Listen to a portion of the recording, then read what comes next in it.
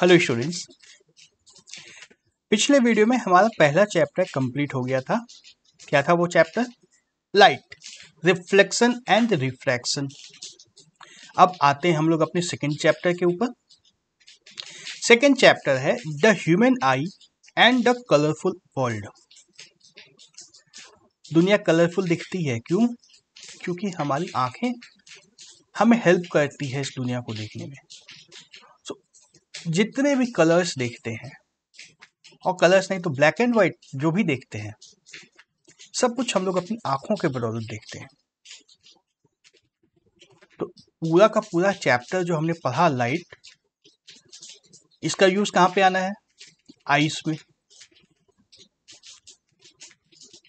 तो although ice human body का एक पार्ट है, आना चाहिए बायोलॉजी में, लेकिन आइस में लाइट की वजह से क्या क्या होता है? सब कुछ तो लाइट की वजह से ही होता है, बायो हो या फिजिक्स हो। तो लाइट से कैसे रिलेटेड है, लाइट कहाँ कहाँ पे जो कॉन्सेप्ट हमने पढ़े कैसे यूज होते हैं आई में, इन सारी चीजों को हम लोग इस चैप्टर में देखेंगे। तो पता तो है ही हम लोग को, eyes enables us to see the objects around us. जो भी देखते हैं हम लोग आंख से ही देखते हैं, और किससे देखते हैं? It has a lens in its structure. तो देखने के लिए एक लेंस लगा हुआ आई में। लैब में लेंस देखा है ना? एक लेंस आइस के अंदर भी है। पता था क्या? नहीं पता था ना? जो हमने पिछले चैप्टर में लेंस के बारे में पढ़ा है, बिल्कुल सेम लेंस, उसी तरीके का लेंस एक आइस के अंदर भी है। ऑफ कोर्स ग्लास का लेंस तो नहीं है आइस के अंदर, ह्यूमन बॉडी का पार्ट है तो वहां ग्लास नहीं हो सकता है, दूसरे किसी मटेरियल का लेंस बना हुआ है। तो लेंस की फंक्शन क्या है? What is the function of lens in human I? Chemistry lab की चीज को आई के अंदर रखने की क्या जरूरत थी? कुछ तो जरूरत रही होगी। काफी मजा आएगा इसको हम लोग देखेंगे तो। और क्या है? How do the lens used in spectacles correct the defects of the vision. आंख में कोई प्रॉब्लम होती है, डॉक्टर के पास जाते हैं, डॉक्टर क्या देता है? चश्मा।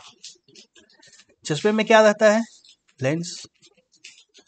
आंख के अंदर वाले इंटरनल लेंस की कोई प्रॉब्लम हो तो उसको करेक्ट करने के लिए एक अलग से लेंस लगा देते हैं स्पेक्टिकल्स के फॉर्म में। अंदर वाले लेंस को हेल्प मिल जाती है तो साफ दिखने लगता है।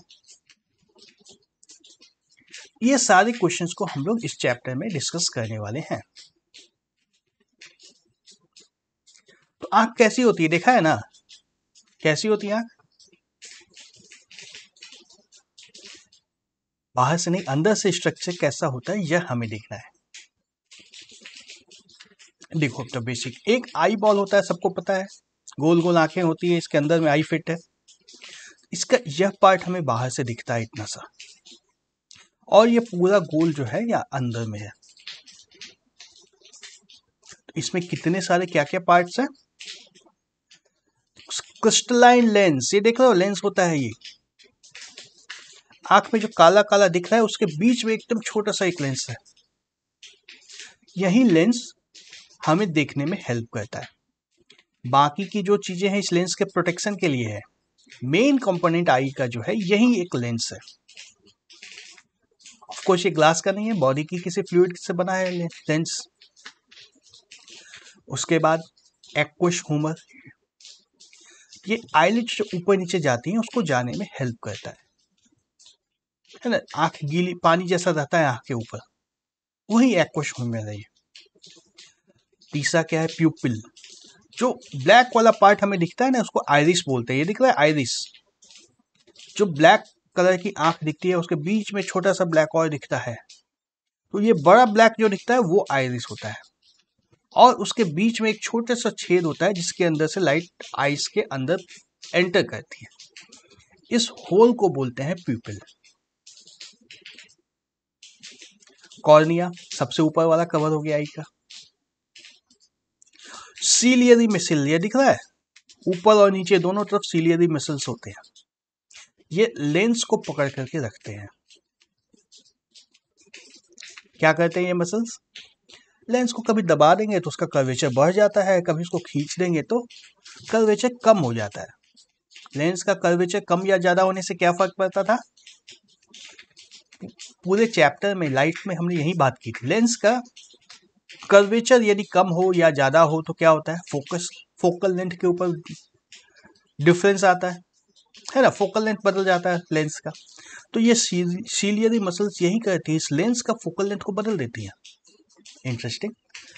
पहली अजीब बात तो ये है कि आंख के अंदर एक लेंस होता है, दूसरी बात यह है कि उसका फोकल लेंथ बदलते भी रहता है। हाँ, ये सीलियरी मसल्स कभी खींच करके देखो ये खींच देंगी इस लेंस को दोनों बगल से, यदि है ना, दोनों बगल से अगर लेंस को खींच देंगे तो थोड़ा सा सीधा हो जाएगा लेंस, थोड़ा सा सीधा गोल कम हो जाएगा, सीधा जैसा हो जाएगा तो उसका फोकल लेंथ बढ़ जाएगा, और ज्यादा गोल करेंगे तो फोकल लेंथ कम हो जाएगा। और उसके बाद क्या बचता है? White vitreous humour. ये आई बॉल के अंदर का सारा लिक्विड है ना, लेंस से पीछे वाली जगह तक पूरा बॉल के बीच में जो लिक्विड भरा हुआ है इसको विट्रस ह्यूमर बोलते हैं। और पीछे वाला जो सरफेस है इसको रेटिना बोलते हैं। ये सरफेस, पीछे वाला सरफेस को रेटिना बोलते हैं। क्या होता है ये? इसी के ऊपर लेंस से इमेज बनती है। इससे जो लाइट एंटर करती है जब प्यूपिल से, लेंस के ऊपर रिफ्रैक्शन होता है, लेंस में रिफ्रैक्शन होता है और उसके बाद एक इमेज बनती है। कहाँ पे? रेटिना के ऊपर। और ये रेटिना ही स्क्रीन है जिसके ऊपर इस लेंस को इमेज बनाना है। और जो इमेज यहाँ पे बनती है उस इमेज को ये optical lens optic nerve read करके ब्रेन को भेज देती है। कितना इंटरेस्टिंग है। लाइट प्यूपिल से एंटर करती है, लेंस उसको रिफ्रैक्ट करता है, कुछ इस तरह से रिफ्रैक्ट करना है कि इसकी इमेज रेटिना पर आनी चाहिए। रेटिना की जगह हम लोग नहीं बदल सकते। देखो जनरली हमें लैब में जब एक्सपेरिमेंट करना होता है तो लेंस की जगह फिक्स रहती है, फोकल लेंथ फिक्स रहता है और स्क्रीन को सही जगह पे लाते हैं। लेकिन यहाँ पे उल्टा होता है, स्क्रीन की जगह फिक्स है, लेंस की जगह भी फिक्स है। बदल रहा है क्या? लेंस का फोकल लेंथ। फोकल लेंथ को इस तरह से एडजस्ट करना है कि इमेज रेटिना के ऊपर बन जाए। तो ये फोकल लेंथ को बदलने का काम कौन करता है? सीलियरी मसल्स करती है। रेटिना के ऊपर जब इमेज बन जाती है तो ये इमेज को ऑप्टिक नर्व के माध्यम से ब्रेन में सिग्नल्स भेज दिया जाता है, तब ब्रेन उसको इंटरप्रेट करता है। कितना कुछ होता है एक छोटे से पार्ट में। यही होता है ह्यूमन आई। तो चलो इसको डिटेल में देखते हैं। One of the most valuable and sensitive तो होता ही है, आइस के बिना कोई काम नहीं हो सकता है। कुछ भी चल जाता है तो बहुत तकलीफ होती है, थोड़ा सा डस्ट पार्टिकल भी जाता है तो बहुत तकलीफ होती है। तो उसको ख्याल रखने के लिए हमारे पास एक आईलिड है, आईलिड के ऊपर आईलैसेस है, और उसके बाद भी जब जरूरत होती है तो हम लोग सनग्लासेस पहन लेते हैं धूप से बचाने के लिए। बहुत इंपॉर्टेंट है। It enables us to see the world around us. Of all the sense organs, human eye is the most significant as it enables us to see the beautiful, colorful world around us. आई नहीं होगा तो कुछ भी नहीं होगा, दुनिया में कुछ नहीं रहेगा फिर तो। Human I is like a camera. Camera में भी यही होता है, एक लेंस होता है, वो स्क्रीन पे जाकर के इमेज बना देता है। स्क्रीन जो उसका रहता है, पुराने कैमरा में रील रहती थी तो उसमें बहुत अच्छे से पता चलता था। अब डिजिटल कैमरा में तो कोई ऐसी चीज है नहीं, वो बस कैप्चर कर लेता है। It's lens forms an image on light sensitive screen called the retina. देखो ह्यूमन आई का लेंस जो है, it forms an image on light sensitive screen called retina. देखो अभी तक इमेज कहाँ है हमारी, यह लेंस जो है इमेज बनाती है स्क्रीन के ऊपर। स्क्रीन का नाम क्या है? रेटिना। और ये लाइट सेंसिटिव स्क्रीन है, सेंसिटिव है तभी तो ऑप्टिक नर्व इसको रीड कर पाता है कि कैसा इमेज बना है, किस कलर का बना है, कितना बड़ा बना है। सारा का सारा काम को इस ऑप्टिक नर्व को रीड करना है। ऑप्टिक नर्व को सारे सिग्नल्स ब्रेन को भेजने हैं। तो ये रीड करके रेटिना के सारे सिग्नल्स को रीड करके ब्रेन को ट्रांसमिट करता है। तो ये रेटिना लाइट सेंसिटिव है ना। कहाँ पे इसमें कौन सा कलर है, क्या है, सब कुछ को रेटिना को ही डिसाइड करना है। तो ये हमारा रेटिना होता है। फिर देखो, light enters the I through a thin membrane called cornea. It forms transparent bulge on the front surface of the eyeball as shown in the figure।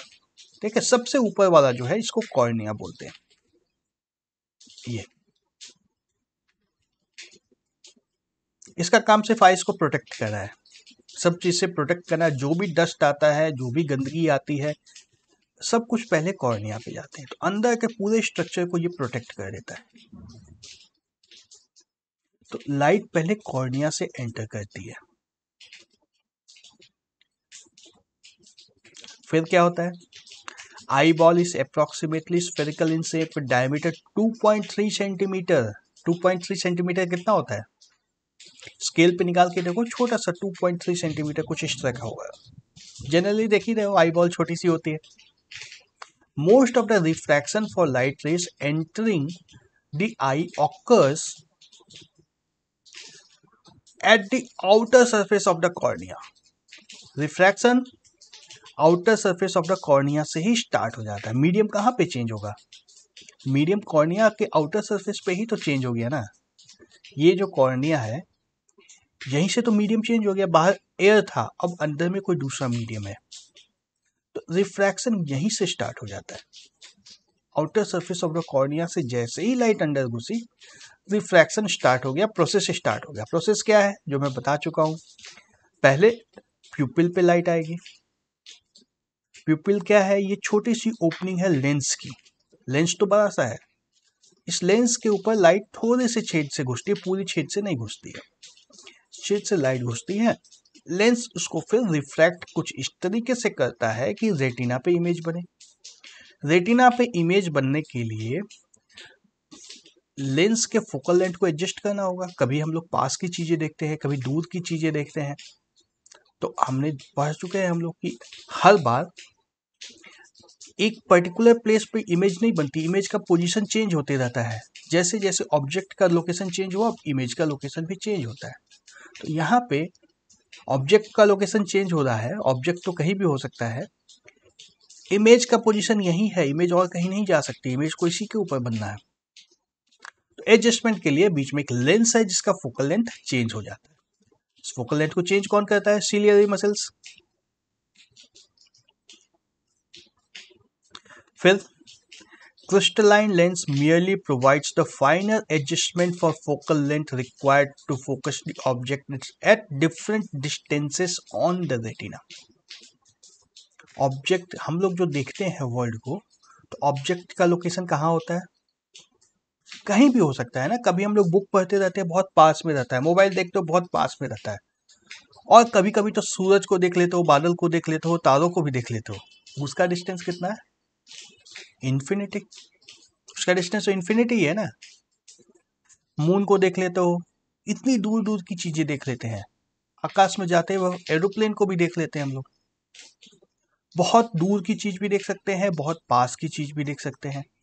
हर हाल में इमेज हमें चाहिए रेटिना के ऊपर, क्योंकि रेटिना के ऊपर अगर इमेज नहीं बनेगा, तब ऑप्टिक नर्व उसको रीड नहीं कर पाएगी। ऑप्टिक नर्व उसको रीड नहीं कर पाएगी तो हम लोग उसको देख भी नहीं पाएंगे। तो ये एडजस्टमेंट जो है फोकल लेंथ का एडजस्टमेंट चाहिए इसके लिए लेंस में। ये लेंस में होता है। क्रिस्टलाइन लेंस जो है वो फोकल लेंथ को उसका फोकल लेंथ चेंज होते रहता है। ह्यूमन आई इस लाइक ए कैमरा तो हम लोग देख ही चुके हैं। We find a structure called iris behind the cornea. The iris is a dark muscular diaphragm that controls the size of the pupil। देख रहे हो क्या था ये आइरिस, कहाँ गया, यहाँ है। ये ब्लैक वाला पार्ट, ब्लैक कलर का गोल गोल जो देखते हैं आंख में, उसको आइरिस बोलते हैं। ये वाला पार्ट बीच में नहीं है आइरिस, दोनों साइड में है, बीच में खुला हुआ है, इसको प्यूपिल बोलते हैं। ये आइरिस ब्लैक कवरिंग है, लेंस के ऊपर कितनी लाइट पड़ेगी उसको कंट्रोल कर रहा है। ये ब्लैक इसीलिए है ना, लाइट को आगे नहीं जाने देगा, ब्लॉक कर देगा। ये कभी छोटा हो जाता है कि लाइट कम घुसेगी, कभी बड़ा हो जाता है ज़्यादा लाइट घुस सकती है। जैसी रिक्वायरमेंट देख, सब कुछ एडजस्टेबल है आइस में। हमने एपर्चर पढ़ा था, लेंस का एपर्चर कितना चौड़ा है, लेंस कितना लाइट एक बार में ले सकता है। आइस का लेंस का साइज फिक्स है, लेकिन उसके बाद भी इसको कंट्रोल कर देता है आइरिस। तो लेंस का आई के अंदर जो लेंस है उसका एपर्चर भी चेंज हो जाता है आइरिस की वजह से, फोकल लेंथ चेंज हो जाता है सिलियरी मसल्स की वजह से, सब कुछ एडजस्टेबल है। तो आइरिस कंट्रोल करता है कितनी लाइट आइस के अंदर घुसेंगी।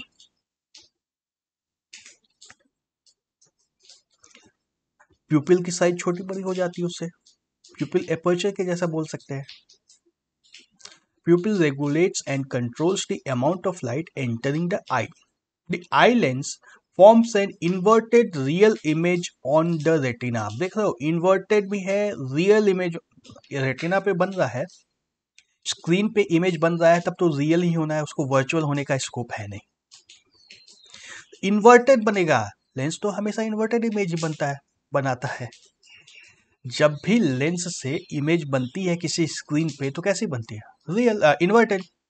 जब वर्चुअल इमेज होगी तो रियल होगी। तो आइस में इन्वर्टेड इमेज बनती है। सब कुछ उल्टा दिखना चाहिए ना हमें, पेन ऐसा क्यों दिखेगा, फिर तो पेन ऐसा दिखना चाहिए, क्यों नहीं होता ऐसा? ऑप्टिक नर्व उसको सीधा करता है। ऑप्टिक नर्व को पता है कि दुनिया का उल्टा पिक्चर बन रहा है रेटिना के ऊपर, उसको सीधा करना है, ऑप्टिक नर्व उसको सीधा कर देती है। कितना सेटअप है। Retina is a delicate membrane having enormous number of light sensitive sales. पूरा का पूरा तो लाइट सेंसिटिव ही है वो। किस कलर की लाइट पड़ रही है, कितने अमाउंट में पड़ रही है, कहाँ पे बन रही है, कितनी ज्यादा पड़ रही है, सब कुछ तो रेटिना के ऊपर होना है। इमेज सारा रेटिना के ऊपर बनता है। Light sensitive sales gate activated soon upon illumination and generate electric signals. Optic nerve में तो सिग्नल से जाएंगे, सिग्नल प्रोड्यूस कौन कर रहा है, retina. These signals are sent to the brain via the optic nerves. Retina ने सिग्नल प्रोड्यूस किया, उसको ब्रेन तक भेजना है। अब brain interprets this signal and finally processes the information to perceive the objects as they are. इतना कुछ होने के बाद हमें दुनिया दिखती है। कॉम्प्लेक्स है, इसलिए आइस का ख्याल रखना होता है। देखो एक बार फिर से स्ट्रक्चर को देखो आई का। यहाँ सबसे पहले लाइट कहाँ पड़ेगी, कॉर्निया पे, सबसे आउटर कवरिंग है कॉर्निया, है ना। यहीं से रिफ्रैक्शन स्टार्ट हो जाएगा, medium change, refraction start. Cornea के बाद लाइट कहाँ जाएगी, आइरिस के ऊपर जाएगी। आइरिस जो बीच में ये छोटी सी ओपनिंग है, यहाँ पे ये ओपनिंग दिख रही है, तो कॉर्निया से एंटर करके लाइट आइरिस पे जाएगी। आइरिस की साइज छोटी बड़ी हो सकती है। छोटी बड़ी कैसे होती है, सीलियरी मसल्स उसको छोटा या बड़ा कर सकता है। उसके बाद लाइट आती है लेंस के ऊपर। लेंस का फोकल लेंथ एडजस्ट हो सकता है, लेंस का focal length ciliary muscle change कर देता है। अच्छा, आइरिस की साइज, आइरिस होता है प्यूपिल के चारों बगल, आइरिस प्यूपिल के चारों बगल होता है, ये प्यूपिल का साइज को कंट्रोल करता है। फिर रिफ्रैक्शन लेंस से होने के बाद लाइट आई बॉल में ट्रेवल करके रेटिना के ऊपर एक इमेज बनाती है। ये जो इमेज बनती है रेटिना के ऊपर, इसको इलेक्ट्रिक सिग्नल में लाइट सेंसिटिव सेल्स कन्वर्ट कर देती हैं। वो सिग्नल ऑप्टिक नर्व से होते हुए ब्रेन में चला जाता है, तब हमें सब कुछ दिखता है। ठीक है, चलो अभी मैं यहीं पे स्टॉप करता हूँ। स्ट्रक्चर को थोड़ा सा दिमाग में रखने की कोशिश करो, बाकी डिटेल अगले वीडियो में हम लोग फिर से देखते हैं। Okay, bye bye.